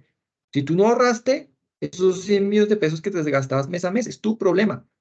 Esa plata yo no tengo por qué dártela a ti para que tú tengas tu estándar de vida. Qué pena, pero es que yo sé que también lo he escuchado mucho de muchos abogados y me indigna. Y me indigna porque la Corte Constitucional se sale a decir, no, la gente tiene que mantener su estilo de vida. Señores abogados, por Dios, utilicemos la plata para gente que está muriendo de hambre, que no tiene pensión, que está en una condición de indigencia, no para mantenerse el estilo de vida que ustedes solían tener. Esa no es función del Estado. Respecto al tema de género, para mí este tema se solucionaría parcialmente igualando la edad de pensión. O sea, si me preguntan hoy qué reforma pensional deberíamos tener una reforma pensional donde la edad tanto de hombres como mujeres se subiera a 65 años. Es más, eso va a terminar pasando. Porque aún con esta reforma el sistema es completamente insostenible. Entonces, si hay una igualdad en la edad de pensión, pues ya nos ahorramos este problema sobre ese elemento diferencial. ¿Corrige esto el problema? No, no lo corrige porque ciertamente las mujeres no cotizan con la misma frecuencia que los hombres. Hay una idea que de hecho no está incorporada que me sonó bastante, que es en un almuerzo con un colega, es que la pareja, por ejemplo, pueda transferirle a su pareja semanas de cotización. Es una idea que nosotros no hemos explorado, pero es una posible solución. Lo que sí no es solución y lo que vamos a hacer en una carta que le vamos a enviar a la Corte Constitucional es reducir las semanas a las mujeres, porque reducir las semanas a las mujeres ayuda a unas mujeres que están cerquita de cumplir el requisito de pensión, pero también ayuda a las que ya cumplieron el requisito de pensión y son mujeres relativamente afortunadas. ¿A quienes no ayuda? A las mujeres que toda su vida estuvieron en labores del cuidado, porque como estuvieron toda su vida en labores del cuidado, obtienen muy pocas o prácticamente ninguna semanas cotizadas. Las ayudas deben estar dirigidas hacia esas personas. Y honestamente yo creo que todo este sistema de ayudas no deberían ser a través de un sistema contributivo, no debería ser de función de cuántas semanas o cuánta plata uno cotizó, sino debería ser a través de un sistema no contributivo donde a través de impuestos se financie ayudas para estas mujeres que hacen labores de cuidado. Es la opinión y creo que pero sigue siendo un tema muy importante que creo que incluso escapa de la esfera de pensionar por ser ayudas no relacionadas con el sistema, con las contribuciones a la seguridad social, sino que deben estar financiadas con impuestos. Eh, respecto al tema, el tema de la identidad de género. Hoy en día Colpensiones enfrenta procesos legales, no mucho, pero existen, donde hombres tratan de que se les reconozca como mujeres para poder obtener una pensión a los 57 y no a los 62 años.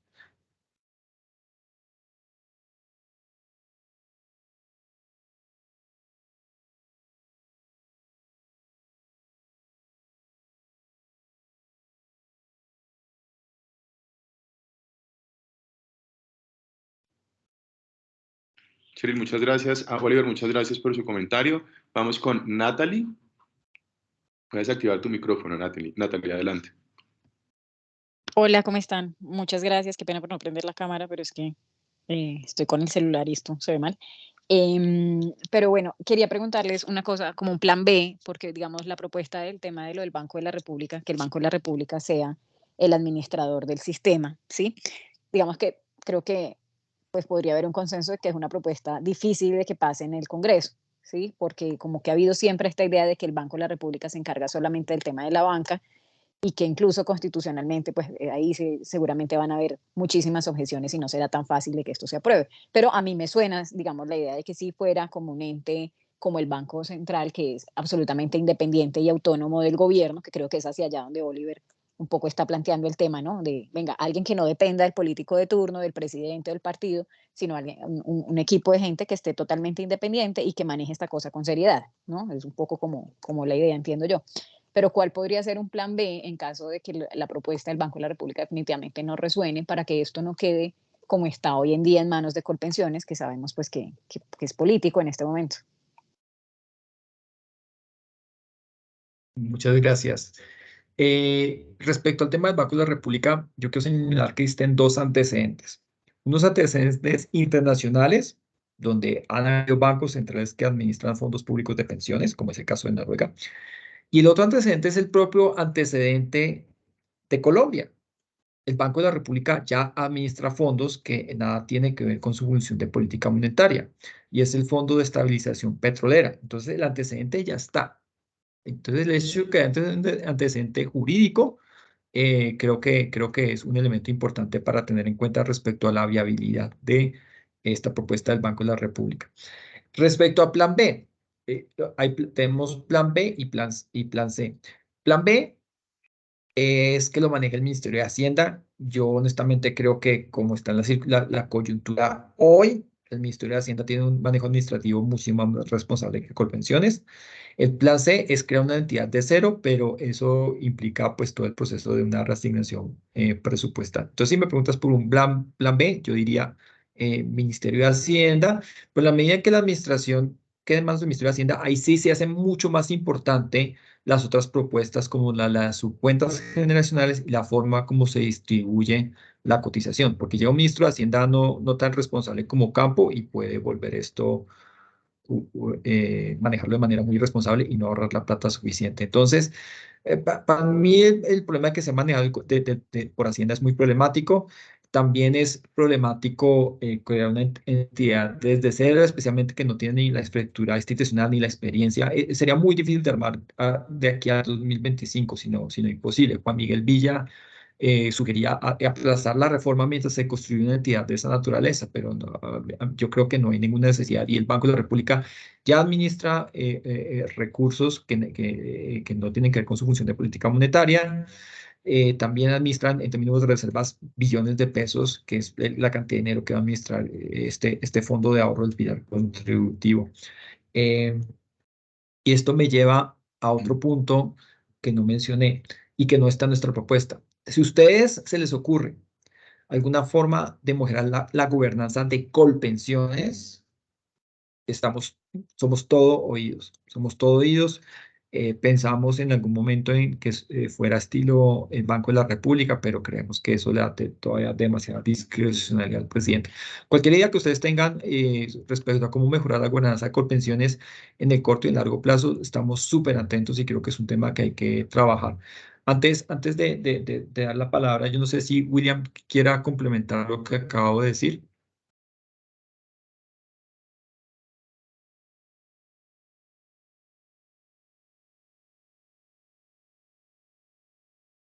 Qué pena, estaba hablando y tenía esto apagado. Sí, yo entiendo que hay un problema, digamos, de tipo legal y constitucional, por así llamarlo, con lo del Banco de la República. Por todo, pues es que la Constitución le encomendó a él en relación con la política monetaria. Sin embargo, el ejemplo de Oliver viene muy bien al caso porque se trata de un fondo que no tiene nada que ver con la política monetaria y que estabiliza los ingresos anuales por concepto de regalías en caso de que el precio de los commodities esté por debajo de lo proyectado en el presupuesto bianual de regalías. Ahí el tema puede ser la misma resistencia que seguramente va a hacer el banco a otra responsabilidad más. Sin duda alguna, una responsabilidad de este tipo tiene que venir acompañada necesariamente, creería yo, también por más recursos que se puedan destinar al cumplimiento de esa función. Y el otro pequeño detalle está en que, de todos modos, aunque ese fondo que se llama Fondo de Ahorro y Estabilización de Regalías, el FAE, está creado mediante esta ley reciente esta reforma reciente que hubo, si no estoy mal, en el 2020 2021 al Sistema General de Regalías, fue necesario en su momento introducirlo en la Constitución. Eso fue un acto legislativo que agregó como esa frase a la estructura del banco, en el sentido de que el banco podrá administrar ese fondo. Sin embargo, podría verse si la frase, o mejor dicho, si ese acto legislativo es lo suficientemente amplio como para que ahí quepan no solamente ese fondo, sino otros fondos más. Y yo tenía un comentario, que no lo hice ahora, pero cambiaron de tema, pero igual lo voy a hacer, y es sobre la sentencia de la Corte. Yo soy abogado también, pero no termino de entender por qué muchos de mis colegas dan por hecho de que la Corte dio la orden de bajar las semanas de semanas de cotización para las mujeres. La Corte en realidad no está diciendo eso. La Corte lo que está diciendo es que el Congreso debe regular con criterios diferenciales las semanas de cotización para mujeres, y que si no lo hace, se aplique esa regla, que es la que se disminuye cada año un número determinado de semanas. Y eso es lo que dice el comunicado de prensa. A mí me parece que la sentencia hay que esperar a que la publiquen, que no sé si ya la habrán publicado, y leerla detenidamente y ver con qué parámetros o qué criterios está estableciendo la Corte para que el Congreso legisle sobre el asunto. Pero no es que la Corte ordenó disminuir la semana. Bueno, ese es el efecto jurídico en caso de que el Congreso no atienda el problema. Pero en la manera en la que el Congreso aborde legislativamente el tema, va a ser realmente lo que marque la diferencia y lo que diga, bueno, así es que va a quedar las semanas. Y me parece que el asunto va más allá de disminuir semanas para mujeres, y debería estructurarse más bien es en incluir elementos diferenciales en atención a las labores de cuidado, que creo que es el enfoque con el que la Corte Constitucional falló ese caso.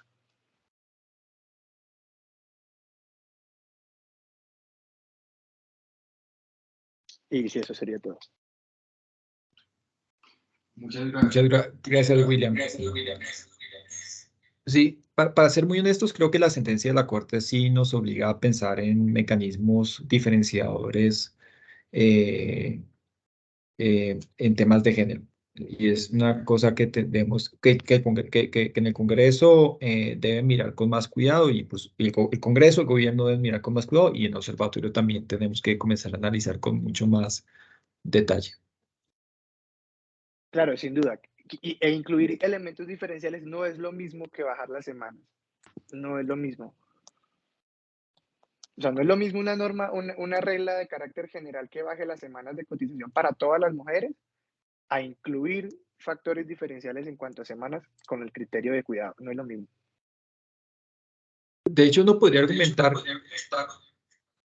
que la propia reforma pensional ya tiene esos elementos diferenciadores, dado que reconoce estas 50 Y lo de semanas por 50 cada semanas hijo por que la cada mujer hijo. tenga. Sí. Bueno, ya Bueno, es yo creo una, que ya la depende versión radicada. de nuestros colegas abogados mirar si efectivamente, tal como está la reforma, se cumplen los criterios no de la sentencia. De acuerdo. Listo. William, muchísimas gracias por complementar esta presentación. Oliver, muchas gracias. A todas las personas que nos acompañaron, muchísimas gracias. No sé si a lo mejor se nos escapa algún comentario o alguna pregunta adicional. Yo quería comentar que esto tiene mucha tela por cortar. Les quería recomendar a todos los presentes que estudien, miren las proposiciones, si tienen sugerencias sobre qué cambiar, sobre cómo modificarlas, estamos súper contentos. O si no quieren hablar con nosotros, si no quieren tomarlas y modificarlas como ustedes crean que sea conveniente también. Igual esta taller queda grabado, lo vamos a colgar en YouTube. Pero si tienen dudas, si quieren acercarse a nosotros y seguir debatiendo, discutiendo estos temas, o hablar más, o tocar otros temas, estamos súper contentos de trabajar con ustedes.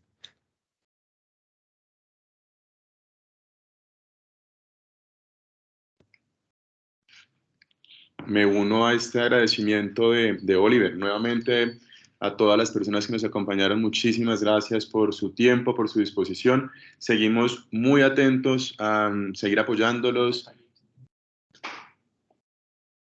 Seguimos apoyándolos y seguimos ofreciéndoles esta ayuda desde el Observatorio Fiscal para seguir analizando estas propuestas y especialmente esta propuesta, este proyecto de reforma pensional. Quiero comentarles que al término de la presentación voy a enviarles el documento oficial, voy a enviarles la presentación que nos acaba de mostrar Oliver y voy a también pasarles un enlace con la transmisión de esta mesa de trabajo por si necesitan volverla a ver. En el chat de esta conversación he dejado mis datos para las personas con quienes no estamos en contacto aún. Les dejé mi correo y mi número de celular, así que por favor, si necesitan algo, con muchísimo gusto pueden escribirnos y que estaremos muy atentos. Tengo al final una pregunta o un comentario de Natalie. Veo que alzaste la mano, Natalie. Cuéntanos. Ay, sí, qué pena, era justamente eso. Es que no sé por qué no me está dejando acceder al chat, pero le voy a escribir por acá, por el interno a la doctora Edilza, para tener acceso a esa información que acaba de decir. ¿Vale? Muchas gracias. Claro que sí, con muchísimo gusto. Seguimos en contacto, así que les voy a enviar estos insumos y quedamos muy atentos para cualquier inquietud, ante cualquier inquietud o pregunta. Pueden igualmente escribirnos para agendar algún espacio individual, para ampliar algún punto específico de esta presentación. Nuevamente, a todos y a todas, muchísimas gracias, que tengan un feliz resto de día y nos vemos en una próxima oportunidad. Muchas gracias. Gracias. Muchas gracias. Hasta luego.